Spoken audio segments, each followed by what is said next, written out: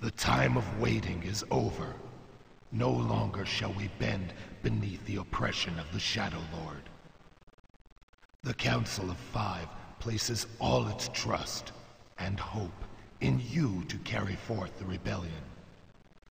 Our first objective is to recapture one of the 5 continents of air, to create a haven for those who suffer the Shadow Lord's cruelty.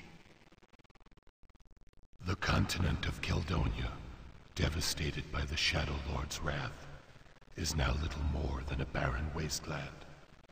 Yet, it provides the best hope for victory. The Shadow Lord's minion, King Draga, does not watch his borders closely, nor does he take any interest in the local populace, save for food and pleasure. King Draga's troops, like their leader, have become lax and scattered across the small continent, concerned only with their own boasting and petty quarrels. A swift march across the continent should enable you to capture King Draga's castle before he has time to marshal his forces. Once that is accomplished, the people of Air should rally to your banner of freedom. But for now, we can provide you with only limited support. The Council of Five relies on you to command those limited forces efficiently. Okay. A nice voice with the reader, and luckily I don't have to read all this text this time, so that's very welcome. Press this button to buy or upgrade units and to distribute items. Press this button to allocate gold rewards.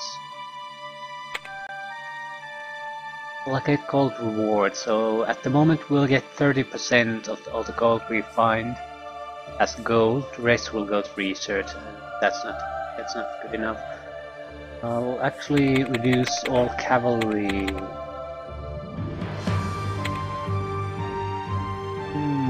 Not yet. Heavy infantry has to be maximum, so is skirmish.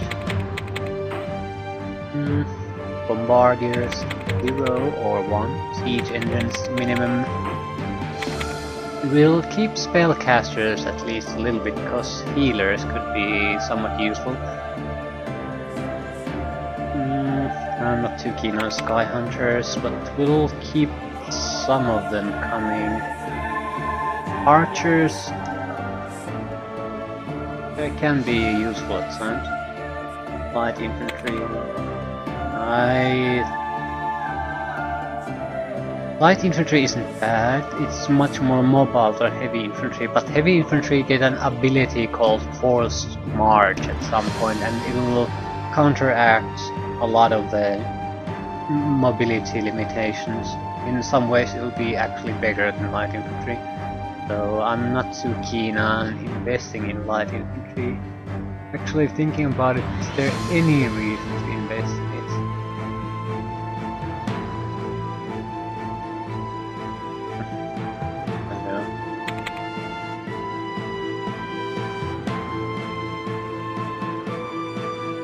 Sky hunters, their attack planes, bombardiers are basically bombers. Okay, we're researching conjurers, ballista, rock knights, green dragons, elf knights, heavy cavalry, longbowmen, staff slingers, militia, swordsmen. I'll leave this like this for the moment. We can change it at any point, but I want money at them, because we need to upgrade units by new units, so we need some kind of a cash flow. This is our army. One magic item, boots of rapid movement. I'll give it to the swordsman. Bowmen would be another alternative. Archers, well, it's easier to explain once we actually get to the battle map. I'll give it to the archer for the moment. If we lose the unit, we'll lose the magic item it's carrying, so we can't lose that. We have 4 more units we can buy. will buy heavy infantry. It's warband, it's a weaker version of the swordsman.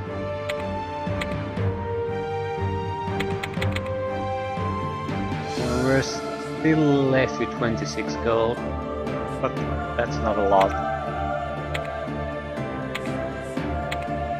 Yeah, the number there is the cost. So infantry for us is very cheap. That's one of the bonuses we get from it to it. I think that includes skirmishers then. Yeah, because archers and cavalry are significantly more expensive, same.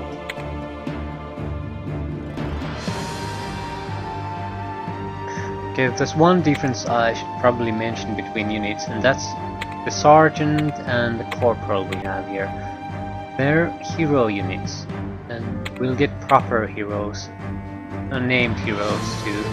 And the difference is a normal unit has, for example, life of 15, and a hero unit has a life of 10. But the hero units in a normal army is basically 15 separate units, while a hero unit is a single. So that life means you need to cause him 10 damage to get rid of that unit entirely, and until you do, it suffers no efficiency penalties to anything. On the other hand, if I kill or wound this unit, how efficiently it fights will also get reduced. It can also get casualties, which are much harder to recover from. You can't just raise dead, you have to recruit new people, and that can reduce your experience levels. Our experience level is 1 shield, I think, for all. That's one of our general special abilities. Normally it's from 0 to 5 shield. With us it's from 1 to 5, and that's a good thing. It means we'll never...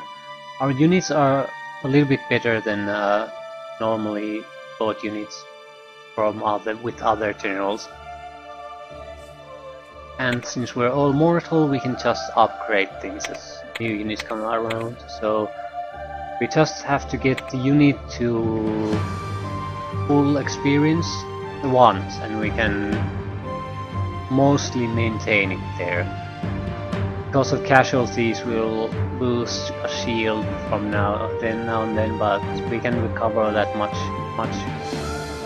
quicker than if we would have to buy new units and start from scratch. Let's save the game.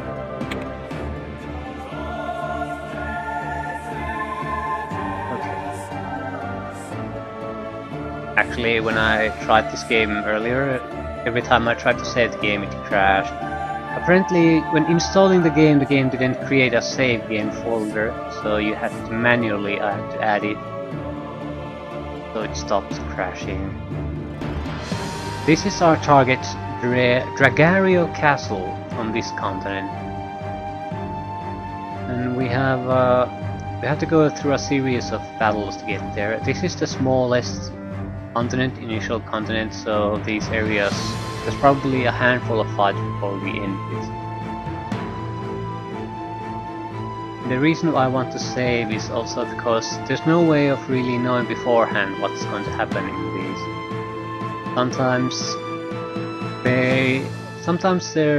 Mostly they're random scenarios, but there are significant number of important missions that you might be able to only take once.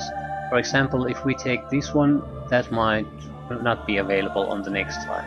So both of these will be lost, no matter which one we take.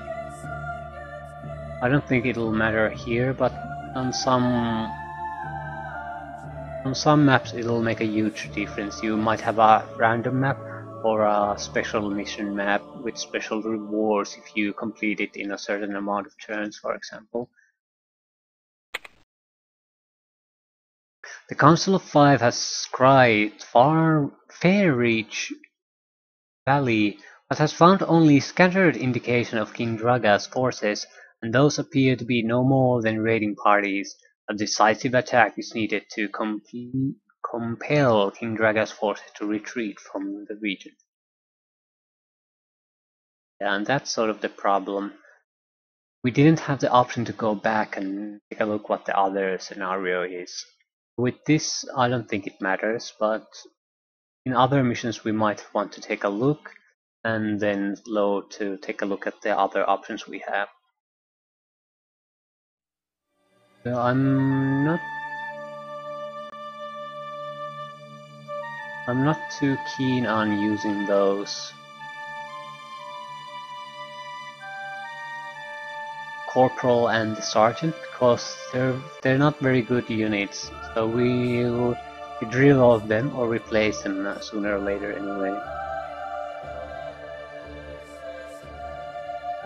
Show wounds, hide wounds.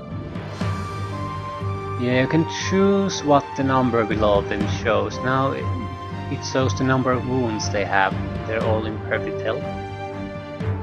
Now it shows nothing. Now it shows health.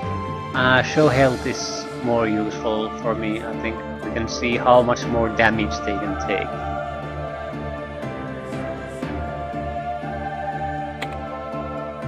Okay, we can view flying and ground units. There's no flying units here. Show terrain.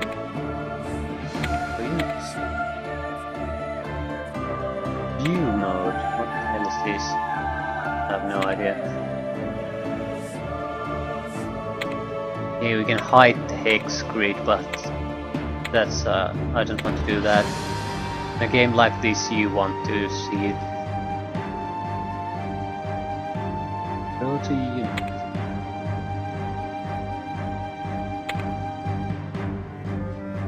Not much more we can do here.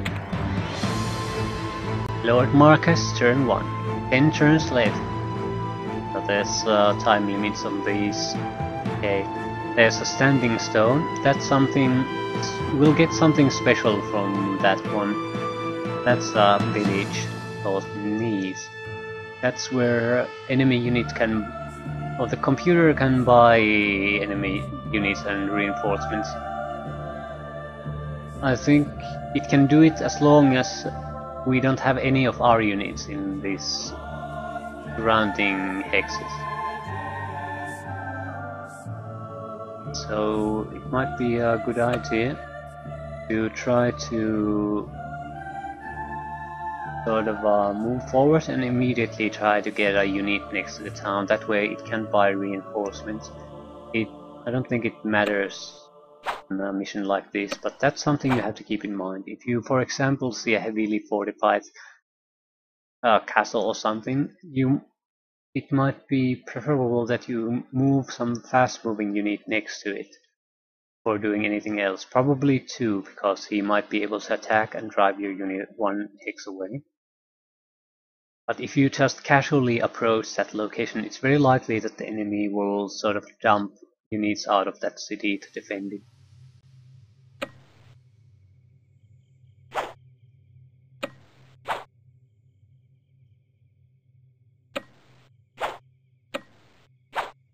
A lot of little rules that you sort of learn while you play the game.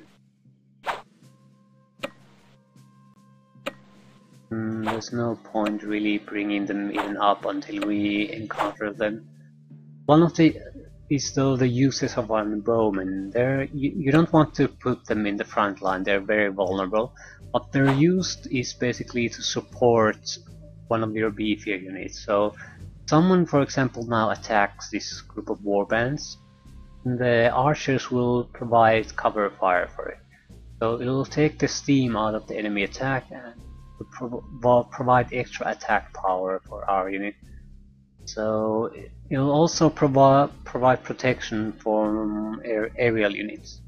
So if he gets attacked from air units, the archer will also attack the air units at the same time. So yeah, you can use these archer units or siege units sort of the similar manner. Siege units have other benefits though.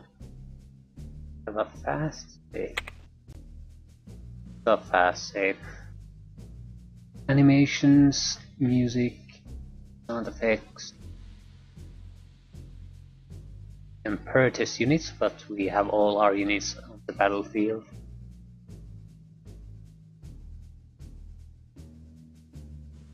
Hide AI movements, spot hidden units, show score.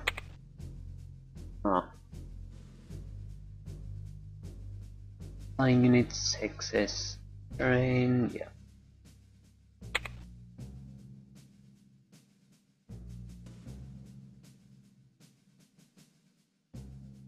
Goblins, light infantry.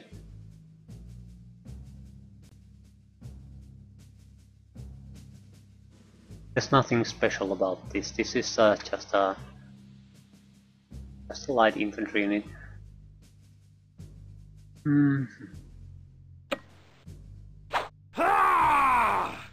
One dead. The skulls are casualties. The blood spatter are wounds.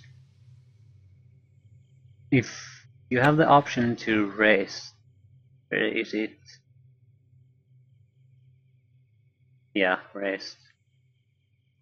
It'll, if there's no enemy units next to you, I think it recovers from some status effects and it also heals all your wounded.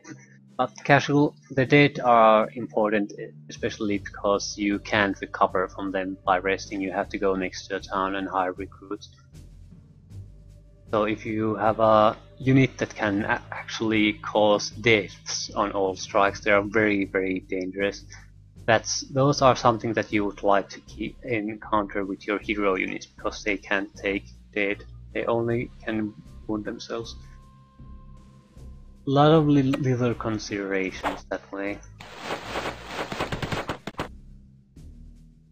Orc.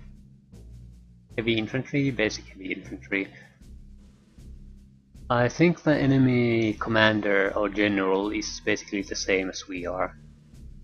So we shouldn't see anything special from him.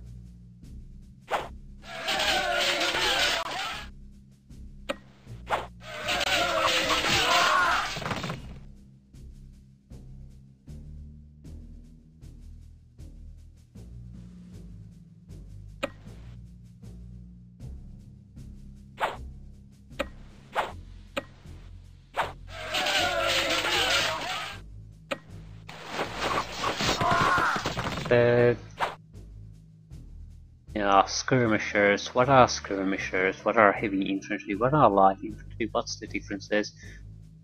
Oh, yeah. It's sort of the difference is how they move in different terrain, how fast they can move or how long. There's also a sort of a sequence in how attacks land, so range, skirmish, melee, for example.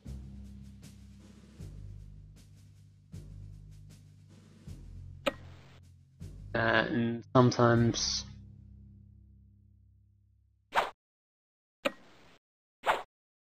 those skirmishes they're not very powerful in attack, but they're also very hard to kill in a sense. They're really and they won't be taking a lot of damage, so if you have a hard target, you want to soften him up a bit with a skirmisher or two before doing main attacks, things like that. Otherwise you could do a lot of scouting with these, and even if the enemy attacks, it's very hard pressed to kill it. Archers against support, very vulnerable to direct attack. Heavy infantry, very hard to kill directly.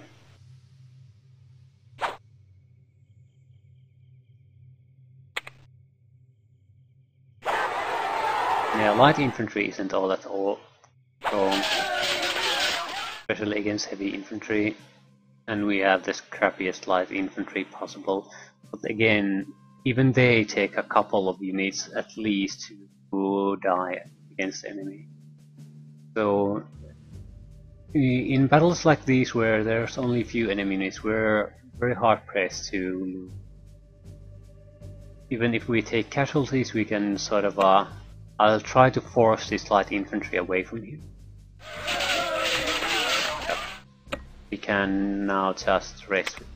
And it's almost at full health. It suffered 2 deaths, but again now it's not in any trouble anymore. It's not disordered, and it recovered its wounds. So unless you make massive mistakes, hey, you won't be losing a lot of units, at least at the start. This is an interesting one. We broke this unit. So we didn't cause any actual casualties, but broken means it's now very vulnerable to actual enemy attacks. So we should be have no trouble basically getting rid of it now. It's not capable of defending itself properly.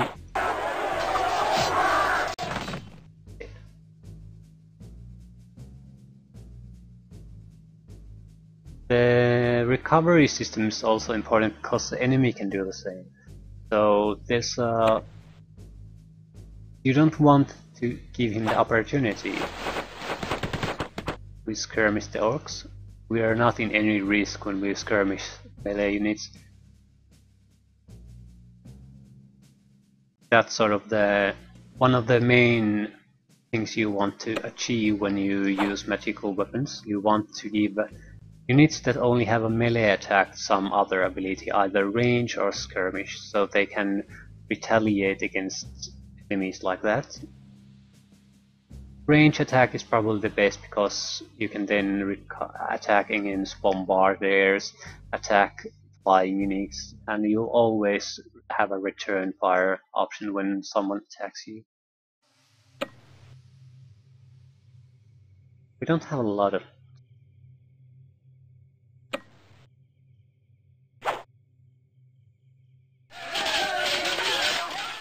slave archers.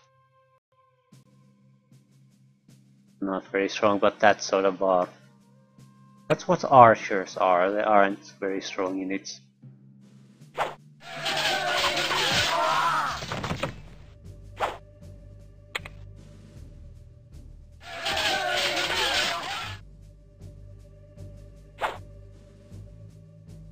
And this is what you want to avoid. When I said you might want to surround an enemy city to prevent it from buying reinforcement there, you want to either do it by unit that's very unlikely to retreat, or multiple units, exactly because that the unit inside the city might attack, drive your unit away from it, and then buy all these units. So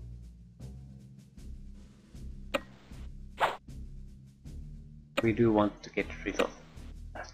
We get anything near it. Oh. If the enemy suffers sufficient losses, it will also usually offer to surrender. In a mission like this, we're not interested. We'll try to take control of everything, and we'll try to kill everything. Because we'll also get experience from these, and that experience is valuable. Now I'm going to fast save, because we're going to explore the standing stones. And I'll probably load a few times just to highlight, just to show what the differences you can achieve from here. You find a group of peasants huddled in the shadows. They are inspired by your courage in the battle and agree to join your army. So we got a volunteer. Very shitty units, and once we complete the continent, it'll go. This isn't something we would want. The loading of the game might not do any real difference. The reason is because some of these sites are basically decided beforehand what we'll get. It doesn't mean we'll get a peasant here every time, but it might mean that we, for example, get a volunteering army from this no matter what we do. Yeah, you find a war band holding weapons. Yeah, we got a war band. So it won't really make a difference. You discover a group of apprentices practicing their arcane arts. So, crappy spellcasters. We'll take the spellcasters. We might as well, because we're clearly getting some kind of volunteering army from this, no matter what we'll do. And we have no spellcasters, so we might as well take one.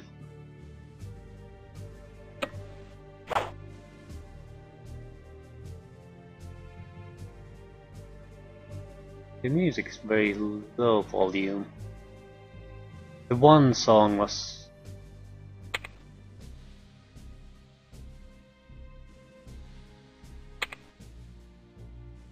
The initial song was very loud, but now I can barely hear the music.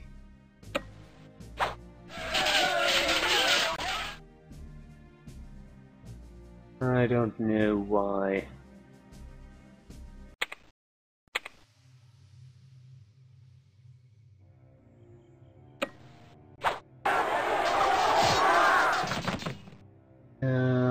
We declined the offer to surrender. I'm not going to attack him now.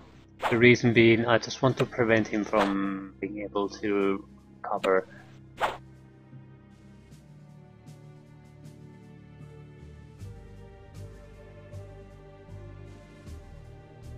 Don't know what the... Where the hell is the music so low? It's one of those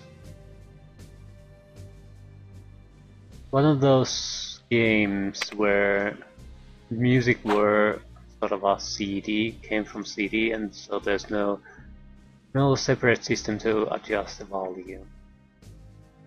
It is what it is. No, can't do anything about it really. We do need to finish this quite quickly though. Okay, that's good. And when they have no more units, rallying your banner of freedom, local troops join you in the fight to liberate Caledonia. They contribute 100 gold to the effort. Some is spent on research. And we can see the progress. Swordsmen are coming around nightly, so is staff sleepers. Most of things aren't coming along at all.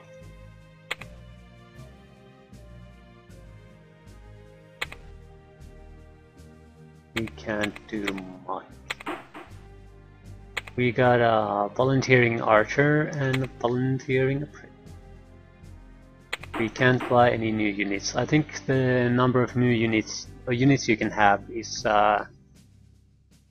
it'll change according to continent, so it's very low on the first continent, and but it'll increase once we finish this. Yeah, this is probably something like 3 or 4 missions. Well, save.